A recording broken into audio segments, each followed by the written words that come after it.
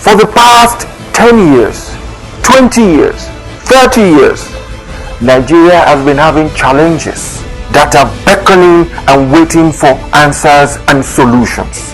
That is why we are bringing to you our program, State of the Nation. And this is going to come up on our flagship program this morning on ITV. I am hereby inviting you to join me, Bola Bakare, your host, on State of the Nation, so that we can hasten the motions that brings national development. It's going to be a regular basis on Tuesdays. Make it a date with me. I'll be there waiting for you, and then we shall discuss Nigeria on an holistic level.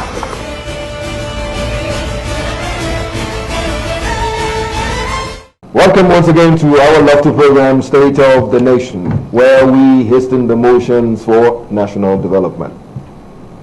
And like I normally say, when it comes to national development, we are all part of it.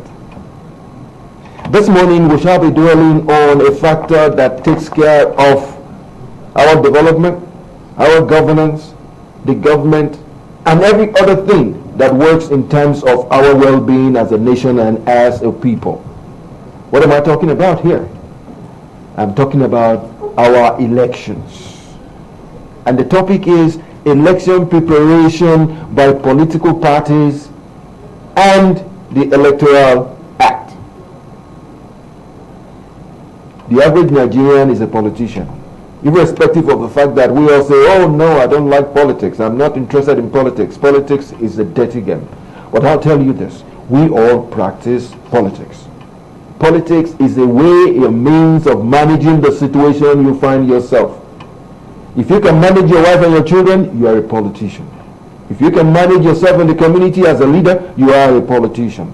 If you are a man of God and you can put together 10,000 people, you are a politician. If you are a governor, there's no need saying that. And if you are Mr. President, you are a politician. But what we need to do this morning is we all should be interested in those politicians, in the elections that brings them to power and make them the people that governs us. But viewers, are you listening to me? You should be interested in who governs you. This is not a case of I am not interested. By the time things go wrong, you complain the most. That is why you need to be interested in what is going on. And honestly, in the studio with me this morning is none other than my amiable brother, Dr. Emeka. What's the last name again? Emeka Nwosu. Emeka Nwosu. You be rest assured, he's going to give us tidbits and insights that belies his mentality. Welcome to the program, my brother. Thank you very much. It's my pleasure to be here. We'll always call you because your insights are something we are proud of. Thank you very much. Like you listened to in my intro, that when it comes to politicking, it is everybody's business. Whether you like it or not, it is everybody's business. Let's now talk in terms of the preparation of political parties in these elections. Because like I rightly said, it is the politicians and the parties that becomes government. That is true. First and foremost, give me your opening word, maybe in 2 sentences, what you think of the Nigerian political terrain. Well, thank you, my dear brother. I can say we are once again in the season of politics. That's right. Because for some time now, I.N.E.C. has made available its timetable. Of course. But they unveiled that timetable last year, leading us to the actual election in 2023. The presidential election and all these kinds of elections. In between, they have been doing what we call off-season elections, like the one that took place in Anambra, the primary that just taking place in Ekiti, where they chose a candidate, and then the most recent happened in Osun. So you could see that gradually we are building up. Yes. And if you recall, PDP some time ago, last year, we were able to hold their convention. That's right. And elected a new set of leaders to parlay the affairs of the party. And those leaders that have been elected, I'm sure they are the ones that are going to organize a convention that will pick the candidate, the flag bearer of the party pursuant to 2023. Of course. And of course, APC for some time now have been, That is a factor we have to dig into. We have to dig into. Exactly. So you see, they set up after Shomolo was removed. They set up a caretaker committee, which they call extraordinary convention planning committee, led by the governor of Yobe State. That committee is expected to put the party together and prepare the party for the coming elections. So one would have expected that by now they should have organized this convention and be able, first and foremost, the party convention, where you elect the national officers of the party. Then before you start talking about the presidential convention. Like I said earlier, my brother, sorry to interject you. I said politics is everybody's business. That is true. Thank God you brought up the issue, though it was part of my question subsequently, brought the issue of APC and its operation to have a convention. That's a party thing. Have a convention that will spring up, field the officers that are going to run the affairs of the party for a period of time. We are all Nigerians, irrespective of the fact that maybe you are APC, PDP, or you are none at all. We should be interested in what is happening because APC is the incumbent party. It's the ruling party. Hypothetically, you're a politician in your own rights, any way you want to think about it. What do you think is wrong? So much so that the APC cannot hold its convention. Well, thank you very much. Politics, like you talked about earlier, is all about aggregation and articulation of interest. Of course. You understand? So even within a party, we know basically people belong based on ideology.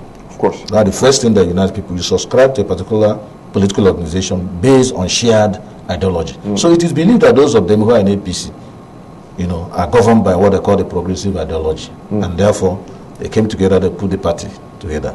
Now, you could see within the party, there are always internal conflicts. Caucuses within caucuses. Yes, and like we said, police is all about, ability to manage conflicts, within, a spectrum, within an organization. So it is not unexpected that within a party like APC, which is the ruling party, it is not unexpected that there should be a lot of conflicting interest, by the key players. You understand? And of course, everybody is looking at the ball. Now the issue is 2023. So a lot of jostlings are going on. A lot of maneuverings are going on within the party. And of course, within the party, like I said, there are various, you can call them caucuses, you can call them factions, you can call them interests or whatever groups. Do you understand? Let me now chip in another thing at this juncture that you are right now. Fine. The convention has been moved from, it was moved to February 26. Now it has been moved to March 26. Initially, it was supposed to take place in December last year. They moved it again. So there is a tendency, the propensity is a 50-50 thing that it might be moved again. That is true. That is true. Factor in one thing that is happening now. Forms are not being sold to will-be candidates.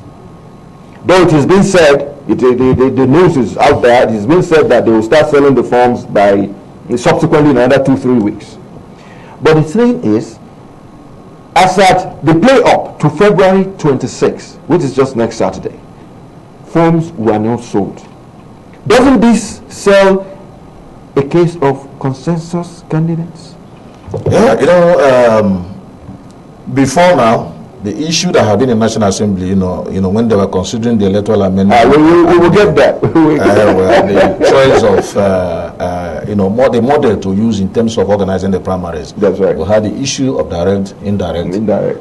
Suddenly, consensus was not there, was not part of it, when it was considered by the House of Reps and the Senate. Yes. It was when they now sent this thing to Mr. President, and he returned it and refused to sign, that from nowhere, the issue of consensus crept in, and have been adopted by both chambers and transmitted to the President. Now, it will not be a bad idea if you talk about consensus. Are you for it or against it? All the people are agreed. Are you for it or against it? Consensus can only arise, if amongst all the participants they agree. But if people do not agree and they want to test their popularity, for Christ's sake, that's what police is all about. People should be allowed to exercise their democratic right. But when you have a situation where you are forcing people to adopt a particular candidate, you might not go down well. Probably that is where APC is heading to. Because like you said, no form have been sold. Now, even before you start selling forms, now you have to even determine where the offices are going. We are not aware as zoning today that the offices are being sold. And of course, zoning is a reality of our politics today in Nigeria. It's part of the party constitution. Because if you don't do that, it means that okay, a particular state can even produce all the outside. But of course, you know that is not tenable. No, of course. So that is why people are watching the Buni committee, you know, to really ascertain whether these guys have any hidden agenda. Do you understand? Because you can't keep postponing. From December to February 5, from February 5 to February 26, from February 26, you are not talking about March. And even the man they're talking about now is to organize zonal congresses.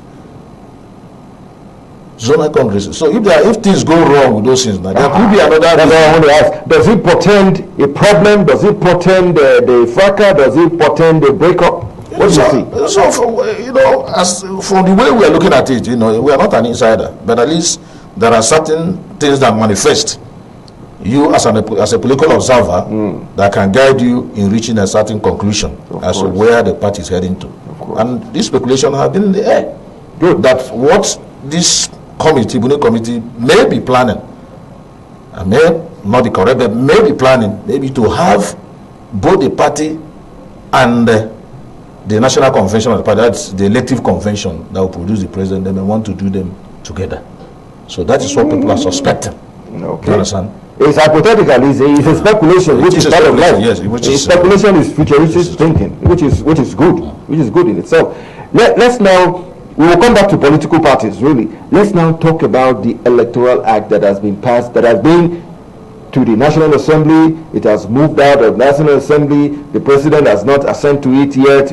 Everything is still topsy-turvy. It's in the balance.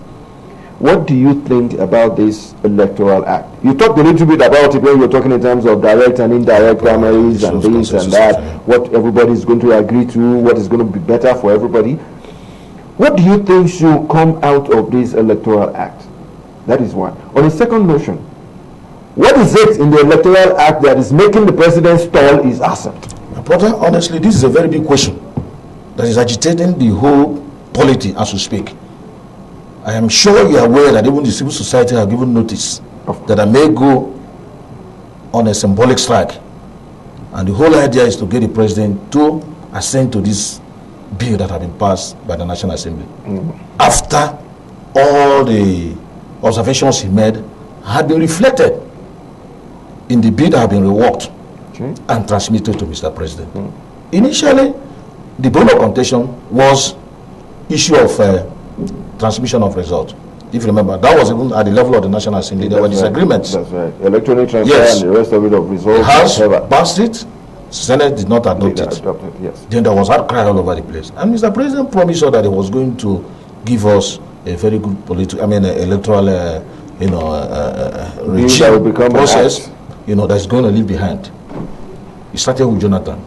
In fact, it started with former President Omar Yaradua, who told us that the election that brought him into office in 2007 was flawed. Do you understand? He took a step by setting up the West Committee. And that committee was composed of eminent Nigerians, legal jurists, those who are, constitutional experts. Concise people. And they came up with wonderful recommendations. But unfortunately, we're not adopting any. Now, the president has an opportunity to write his name in gold. Because all the things they complain about, these people, this National Assembly have been unduly, they've always deferred to him. Do you understand? There's nothing has asked in that National Assembly that never gotten. To the extent that people have even said the National Assembly have become a kind of rubber stamp to Mr. President, which is not supposed to be. They have always complied with Mr. President. And based on what you just said, now that the National Assembly has always been kowtowing to the Mr. President, why is it that Mr. President is not listening in this wise with the paper they brought to him, this Electoral Act? Well, this has to do with vested interest. But I want to believe that national interest is supposed to override any narrow political interest. And we know that one of the best ways, we can get our politics right is through this particular bill.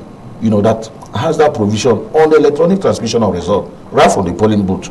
Because once that is done, it will eliminate that, all these series of activities, hijacking of ballot boxes and all those stuff. All those things will be eliminated, and votes will now begin to count, because right there at the polling booth, everybody will be there. All the party agents will be there. The result all parties, everybody will see that this is the man that won and this and that. And it will be announced and transmitted immediately. So there's no question of somebody hijacking, inflating figures. It will not happen. And if you remember, we haven't tried this in the past, even though without calling it, we are giving it today. If you remember the election of 1993 that brought Abiola to power, that was the way it was done. Option A4. That option A4. So even without I.N.E.C. coming to give all the formal results, everybody knew. You can add the figures, the person that has emerged. And that was declared one of the most credible, the freest and fairest election that we ever had. And now we're moving in that direction. If Mr. President can sign this, I think that will be the best legacy he'll be leaving behind. But based on what we're saying now, is one of his men, additional, said we should not bulldoze the president. He has not exceeded the time limit for which the president is bound to sign. It has been turned over to him. He has about 30 days or so thereabout, and the 30 days have not expired. Do you think we give him that benefit of the doubt? We cannot continue to hang the fate of the nation in the balance. I mean, yes, he's a spokesman. He can say things, just to paper over it and present the president in a proper light. But the truth of the matter, the fate of this nation is hanging in the balance. What does it take Mr. President? To assent. To assent. Okay. More so, all the issues he raised have been addressed by the National Assembly. Okay. Do you understand? You talk about the model, primaries. The included consensus is there. Okay. Do you understand? Let me now ask you one thing. Don't you think, or what do you think? Our polity is supposed to be an incumbent government and a strong opposition. Okay. Do we have a strong opposition? Because I believe one thing in politics. If there is a strong opposition, all the other the National Assembly will be there pushing the executive, the opposition will be there pulling at the executive, all the other arms, NGOs, students, this, labor, everybody will be pulling at the executive to make sure it is done. But all this is based on one premise of opposition. Do we have a strong opposition in Nigeria? Well, Nigeria today, in political balance, it's a fragile state. Of course. And of course, in a fragile state, in a developing country, maybe not an underdeveloped country like Nigeria. We're developing. Yes. Everybody sees the state, as his own source of, primitive accumulation. People go into politics just to make money. Do you understand? So even those in opposition, once you lose out, you find out some of them will jump.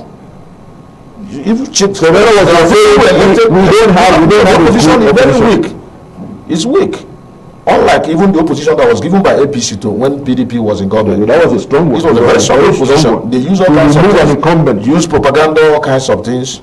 Of course, try to capture the psyche of the Nigerian people, and they succeeded in removing an incumbent government. Politics, really. So, that's politics. To be frank, the PDP has not really presented a very viral opposition to this government. And of course, government have been using both carrot and stick, do you understand, to even weaken the opposition.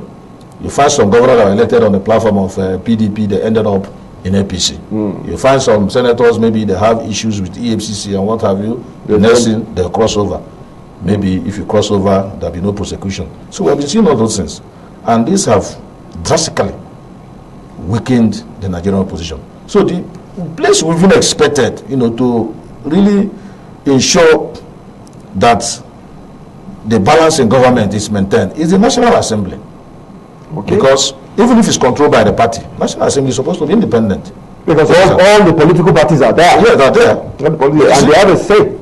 But you see the kind of thing that happened in the National Assembly where the executive succeeded in installing the leadership.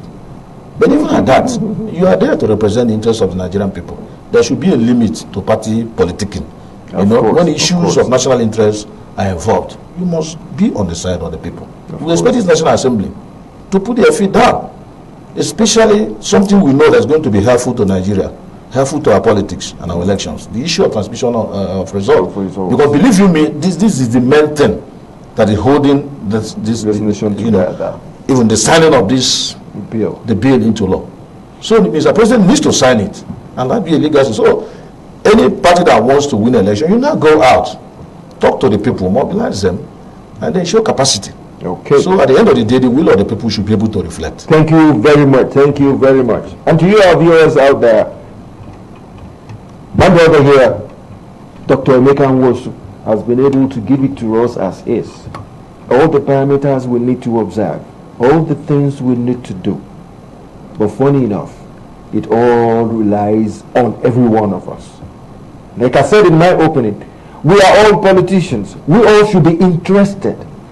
It is us that is going to make this happen. He has given us his bits. He has shared his insights with us that we all have to be out and doing. And his last word was, we have no opposition. If the opposition were tough enough, the incumbent government will sit tight. But rather than the opposition to be tough enough, they keep jumping ship on a daily basis. It was Dr. Owusu that said that. Though I am saying it too. But at the same time, on that note, I would like to say one big thank you for honoring our invite. And subsequently, I can assure you that we'll call you back again to share those insights with our people. Thank you, Dr. Owusu. Thank you very much. It's my pleasure to be here. And to you, our viewers, don't go away.